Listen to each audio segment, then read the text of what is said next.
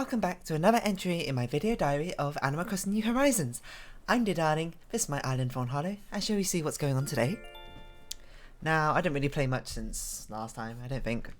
I mean, basically the only things I'm doing now is I'm going on past 7 PM to see if either Wisp or Celeste is in my town, and if it's a clear night I'll try and make some wishes on some falling stars, because I'm still trying to get, as usual, more of a night furniture that Celeste gives out, but we'll talk about stuff later. First message from Isabel. Hello there everyone. Right now in Fawnhollow it's 3:23 PM on Friday, May 8th, 2020. Isn't any news to speak of today? A documentary on the history of karate. Oh, that's a new one. Maybe I shouldn't have skipped through it. I'm sorry, Isabel. I guess you're kind of like me, just randomly prattling now that the things are winding down in Fawnhollow and not as much is going on. Looking at the town square this morning, it doesn't seem like there's anyone actually here. Oh, hello, Vivian. Dearest dear, I've been searching for a new owner for this flooring for so long, but no more. The new owner is you. Congratulations. This must be destiny, mustn't it? Your floors were destined to look fabulous. Take care of it. Thank you, Vivian. Now, what could you have given me? Let's see what it's like. Kitschy tile. Okay, sure. Why not, as we look around and see we got another blue pansy. Fantastic. This one is not hybrided, as far as I'm aware. Excuse me? Someone must have watered that. Hello, Vivian. When I sit waiting for a fish, it's as if I'm one with nature. Goodness, I had no idea I was so poetic. Oh, I forgot I can't give stuff to you. Always have a quick check of a campsite, see if there's any buried things. So yeah, haven't really done much Animal Crossing related off camera because I suppose there's not as much to be done anymore. Things are winding down in Fawnhollow, so of course I'm winding down with it. It's okay, but Animal Crossing is still a fantastic game for me to play. It's still something I love to play. Don't worry about that. It's not going anywhere anytime soon, if you were worried about that.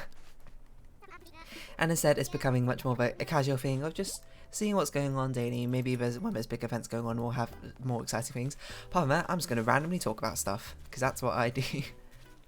And you know what I'm going to randomly talk about today is, it's probably old news for most of you now. I think it's like 2 or 3 days old. Elon Musk's child name.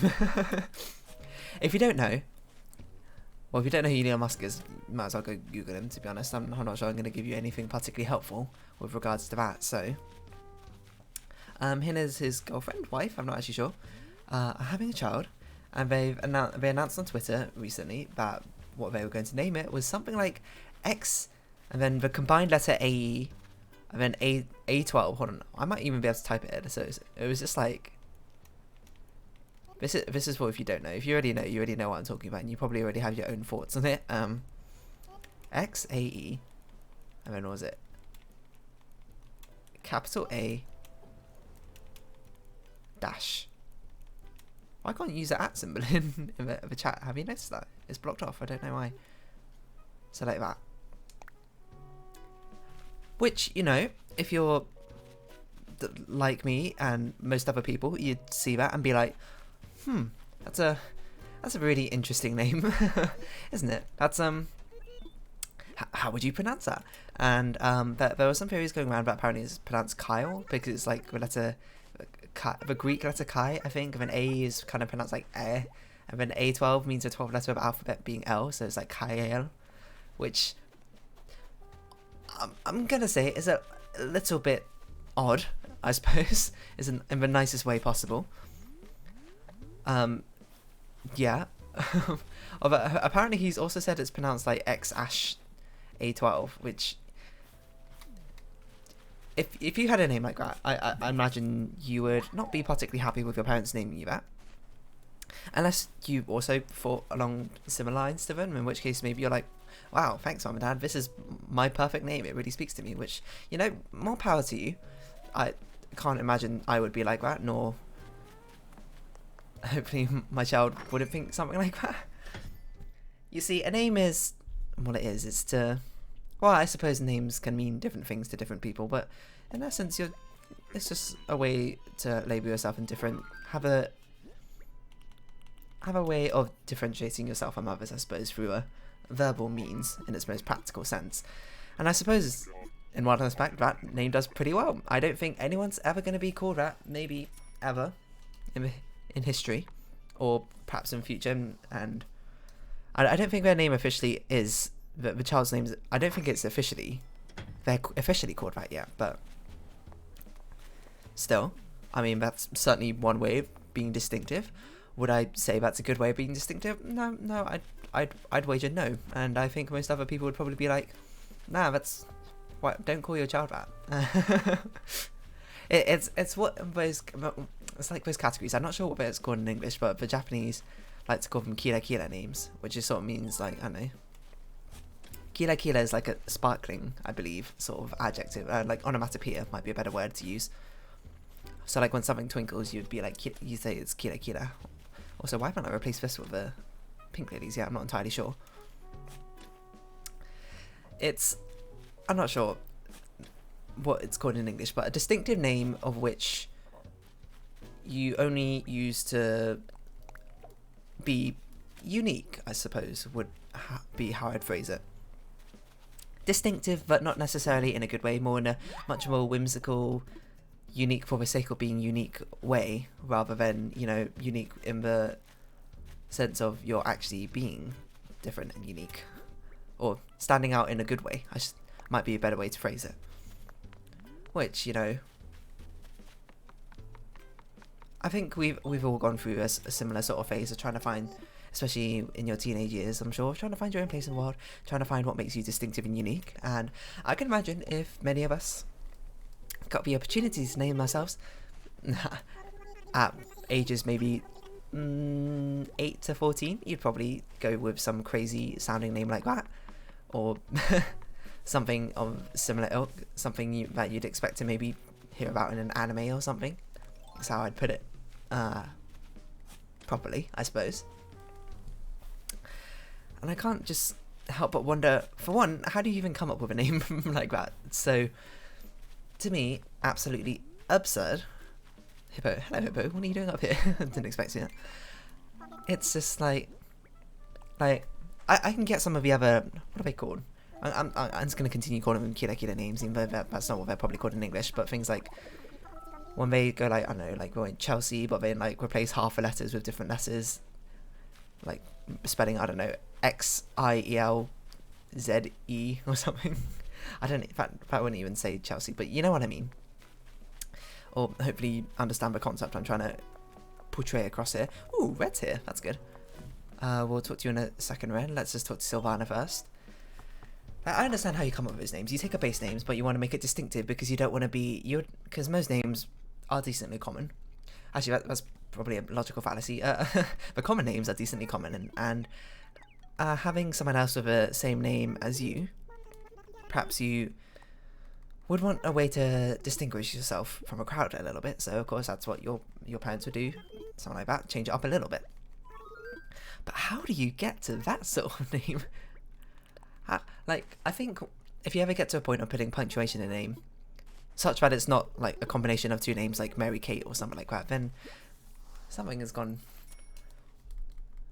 I think you should rethink that name, is basically what I'm trying to say when it gets to that sort of point.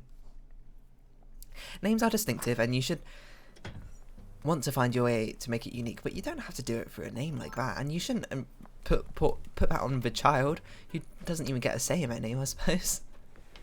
You want to give your child the best life, and you don't want your child to be made fun of, is the way I view it, of giving them a much more regular name. I'm going to bring up the Red Paintings guide here. Of course, only one thing every time. That's okay, Red. Let's have a look at everything. I can tell you right away that Mona Lisa looks extremely fake to me. So that's such a Mona Lisa. I mean, look how angry she looks. Okay, that's fake. This one I think is real. I'm pretty sure because this was in Benedict as well. The real one has his hand on the door. The guy in the back would hand on the door frame. Sorry, I didn't mean to get so close to my mic there. I'm just super zooming in. And the fake one has his hand not touching the doorway. So this one is definitely real. This one, what's this one? This one is always genuine. Wow, he's coming with 2 genuine artworks. And this one, I think this one is always genuine. Stop that one. Ah, no, this is a fake. Okay, I lied. The real one, the ogre's colour is like a dark green or something. So let's buy this. I won't lie, an awful lot of folks have been asking me about buying that solemn painting there. Or maybe there's a price scared them off. So I'll sell it to you for 4,980 bells. Deal of a spring. You in? You got a deal. So of course the fact that he's coming with 2 authentic paintings is very nice, because that means I can buy Benedict round and he can have a look at that one. This is really pretty. What's this? A cute tea table. Of course I'll buy this. That sounds really expensive, but I'm going to buy it anyway.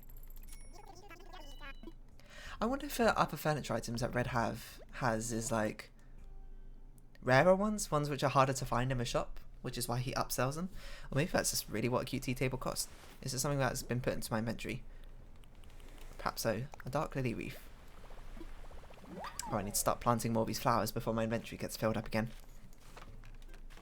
So anyway, unique names shouldn't necessarily be shied away from, but the way you make them unique, I think, is important. You want to set your child up for their best life, right? So you don't want to give them such a distinctive name that would provoke being made fun of, because let's be honest, kids and teenagers especially can be very cruel. And having a name which sticks out like that is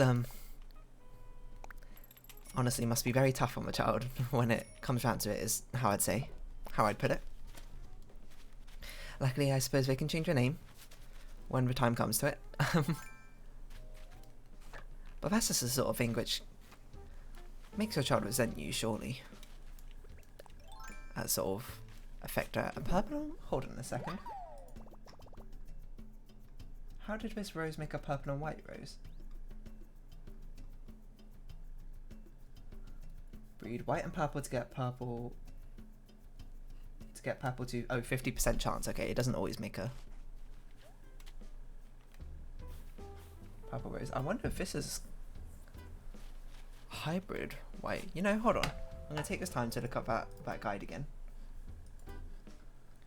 because this is important. I don't know if a bred purple and white like that would give me another copy of a hybrid white, is basically what I'm trying to say, while I'm also trying to navigate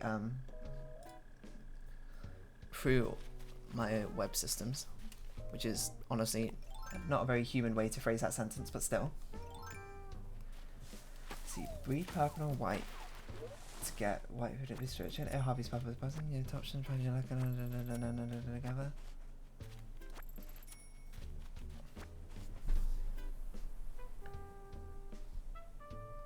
Oh, this is a version 2 version.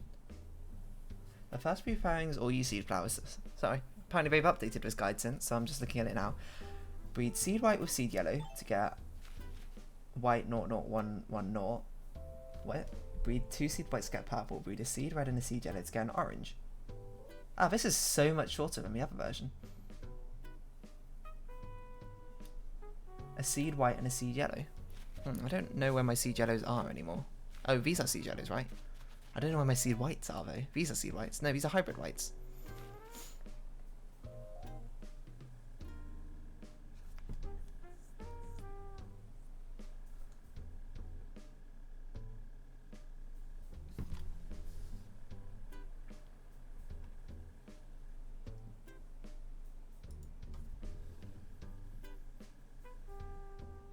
Sorry, I'm just slowly reading that. This is something I should do on my off time. I'll do it on my off time, I suppose. But I am going to look at the old guaranteed blue rose path. So I don't know if you've been following along trying to get blue roses. They've updated the guide since with a shorter way to get blue roses. It's actually considerably shorter. So okay, I'll set that up another time. I will have to go find some seeded whites and seeded yellows or something, but that's okay. It cuts down on the amount of time that it would require, so I've got nothing against that at all. So let's plant these mums here. We can start giving them away again, I suppose. Oh, Lily, where did you come from? How long have you been sitting up there? I can give stuff to Lily now. Yay, we can become good friends. Oh, that means I need to shake another tree to get some more fruit. Otherwise, I'm not going to have enough fruits to give to people. So don't worry about that. Blue roses. Pretty hard, I was going to say fruit to get, that's the wrong word. Flower to get. But it's good to know that they found a optimised, much simpler way. And apparently uses orange roses, which I have a lot of, so that's not a problem at all. And it requires 4 less steps, which is considerably fewer than 9 steps that it previously required. But it's okay, I'll just need to get some seeded whites, which I do have seeds, but I don't want to wait for them to grow, so maybe I'll just go visit Addie's town or something and grab some. I don't know. We also have a lot of other flowers in our inventory, which I have been forgetting, that's not how you speak, forgetting to plant as I've been walking around. So, why don't we plant some up here? It's because I was too busy talking about names. I just can't, it's unfathomable to me, almost, giving a child a name like that. Like, why? Why would you do such a thing? I mean, I know, to be distinctive and all that, but still, come on.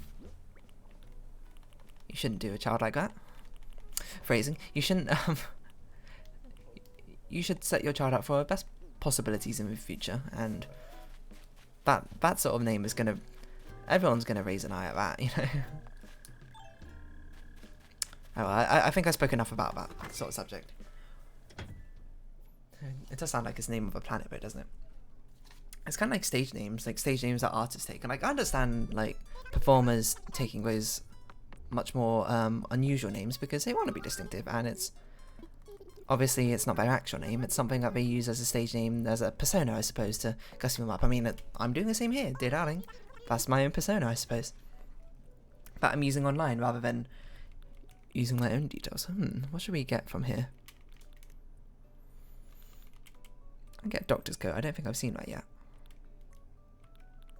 Why don't we get some plaid shorts? Excuse me. Oh, a mage's hat. It's been a while since we've seen one of these, I think. Why don't we get an eye mask up in here? Because I don't think we've bought one of those before. Hand knit socks. And strappy heels. We already have a lot of these, I think. I can't remember if I bought every colour of these, so let's buy these white ones, I guess. But yeah, stage names. But stage names and actual names are a different thing, right? I mean, obviously I don't need to say that. That's quite evident, I'd imagine, to most people, so... Like, I mean, dear darling, stage name. You don't name your child dear darling. And if you saw someone called dear darling in real life, you'd be like, huh? Probably. At least I would be. Except for I'd be like, super huh? Like, what? Where did you get that inspiration for a name from? You didn't name yourself after me, did you? In which case I'd be like, what? If you did. Don't name yourself after me.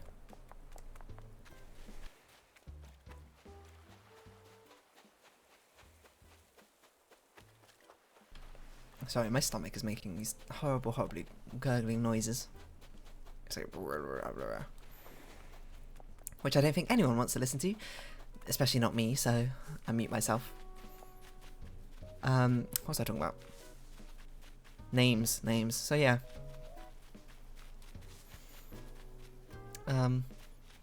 Let's keep your stage name separate to your actual name, you know?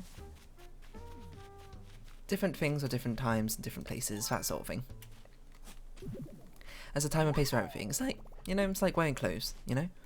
You want to wear a suit to... You want to wear a full dinner jacket, white tie, tuxedo to your fraternities. Oh, hold on, let me plant something here. That's what I was trying to do. To like your fraternity or sorority party in college or whatever, or uni. And you wouldn't dressed super down in a fancy formal dinner with a queen or other fancy person. I don't know why I said queen. I guess that's very a British response, isn't it? So assess some fossils for me, Blathers, while I have no idea what I'm talking about anymore. See, names or characters as well is different because these... Oh my word! We found something not part of a museum. I'm so excited. Let's actually see what it is. What is it? A left megalo side? What on earth is a megalo? Megaloceros? Ooh, the Megaloceros is complete. Sorry, Blathers. What I should have done is I should have got him to tell me about the creature once it was completed rather than doing it piece by piece. But oh well. That is advice for a future me in a different timeline. Who have we not given stuff to? We still got 3 left, basically. So Diana is 1, definitely. Vivian, because she was sitting down, and Flo. Okay. It's always Flo. I always forget to pop by Flo's house and put something down. I also have another pink windflower in my inventory, which I didn't put down by Lily's house. I guess I was too distracted when I actually saw Lily. Flo's not even home. Where is everyone? They're always out walking about. But yeah, something that always occurred to me is like, when you name video game characters, it's not like naming a person in real life. You already know the personality of the video game characters and in advance, right? So whatever name you choose to give them needs to have a significant meaning, I feel like. Which is why, you know, like things like Blabbers make sense. He's someone which talks a lot, so that reflects this sort of thing. Which is, I'm not sure where exactly I'm going to go with this conversation still, but what I'm saying is, if you're a creator of fiction, I was going to say fiction writer, I suppose it could be any sort of fiction, and you're creating characters, do you take the time to specifically research like name meanings and things to give your character a fitting name, maybe of like a future story arc that they'll go through, so you'll give them a name meaning being like betrayal or change or something like that, depending on what sort of change they go through? I feel like that's important when you construct a character, because when you construct a character you can control every little thing about them, right? So everything that you choose to give them needs to be given for some sort of reason, even if a reason, I'm pretty sure we got stale cupcakes before, is something as simple as like, oh, it's just like something interesting. I did not mean to invite an amiibo character. I don't know why I did this. I don't even have an amiibo character. The only one I've got is Digby, who is not in this game, so I wanted to redeem some Nook Mars and see if we got any. Do I have this one? I already have this recipe, okay. We'll give it a pass then. But yeah, when you create a fictional character, you get to choose every little thing about them, every single part that makes up their personality, their likes and dislikes and that sort of thing. So at what point, I suppose, is a more interesting question is, do you choose things for a reason, or do you just choose them just because, you know, to give them some sort of depth and some avenue, rather than, you know, particularly overthinking it, I suppose, is what I'm doing. From Rooney, thank you Rooney, and Iron Hangers. I already know this recipe. I'll drop this over here. Because obviously some things I think don't have as much meaning. Like, I mean, maybe your character likes chocolate cake or something. It's like, so? that sort of thing doesn't have a greater impact. But if you give a character, like, they have a certain personality trait, like such a, they're much more arrogant or something, or boastful or whatever, but they have a fear of leadership, I don't know, or something like that. You know, these sort of things, I'm just absolutely making up whatever I'm saying. This is actually way cheaper than I thought for an antique. Isn't it interesting, like, how much detail you could consider, I suppose, in putting into these sorts of characters? And I've just got to wonder how much detail fiction creators actually do put into this sort of character. That's a cute umbrella by that. Do put into these sort of characters. Because, I mean, I'm not someone who creates much fiction, but, you know, I like to think up stories from time to time. I'm not a writer or anything. Sometimes I like to draw, that's about it. So, creating characters is something which I think is fun, especially in your mind. You can make up imaginary worlds, especially go for Dungeons and Dragons stuff, you know, just saying that. How carefully constructed do these characters be? And even if you had a character which was so carefully constructed that every single part of them was explicitly chosen for good reason and that's not enough to carry a character on its own, is it? That's not good enough to be a good character, quote like that. That's still sort of, I suppose, just for a basis for potentially getting a good character, but still not enough. Yes, no? I don't know. Honestly, I think I'm just spouting words and nonsense at this point. Rather than saying anything meaningful, which is, you know, sort of how it goes, I suppose, most of the time. In these sorts of episodes. I'm just trying to distract myself from from thinking about poor Kyle, to be honest. Oh, that's how it sort of started. It was talking about names. Yeah, like, I was meant to sell these things, but I didn't sell them, apparently. Favourite? Didn't mean to do that. I would favourite it, but I don't have enough slots in my thing. I guess I could kind of take out my ladder and my my vaulting pole now, because I don't really have a need for them anymore. Let's have a quick look, see if we only got any duplicate furniture so we can sell them as well.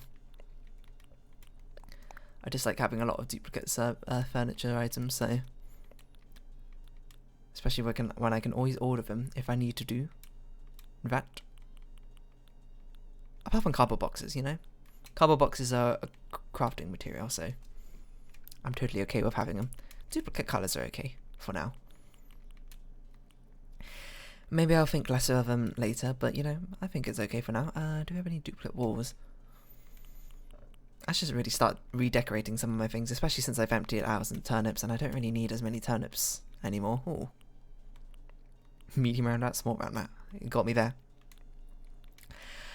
Duplicate clothing, that's a bigger question. Look how many things we got. And we're really filling up our inventory. We're nearly halfway filled up our storage space.